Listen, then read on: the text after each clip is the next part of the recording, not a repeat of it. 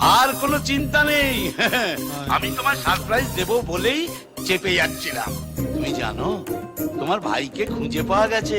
চিতুকে খুঁজে পাওয়া গেছে? হ্যাঁ, খবর পেয়েই তো আমি ছুটতে এলাম। হ্যাঁ গো, সত্যি চিতু? হ্যাঁ গো, তুমি বলেছিলে না ছোটবেলায় এই নাকের নিচে একটা জরুল ছিল, বড় হয়ে সেটা গোঁফ হয়ে গেছে। মাকে কান্দ। স্যার, আমরা দেখতে পাই চন্দন কাঠের উপর পড়ে আছে। ওর মেমোরি লস হয়ে গেছিল, তাই সুবিধা হলো। উনি ওনার স্ত্রী এবং বাকি সবাইকে ওই পেশেন্টকে নিজের শালা হিসেবে কনভিন্স করেন। কিচ্ছু করার ছিল না। হাজার ব্রাহ্মণ, আমি তো ভেবেছিলাম পাতি কেউ হবে। এসিপি বীর প্রতাপ চৌধুরী। বাবুরে, বীর প্রতাপের মেমোরি লস হলেও তার ডিউটির প্রতি ভালোবাসাটা সে ভুলে যায়নি। নেম প্লেট পাল্টালেও পার্সোনালিটিটা পাল্টায়নি। এখনো বীর প্রতাপ যেখানে যায় তার পায়ের শব্দে সেই জায়গাটা কেঁপে ওঠে।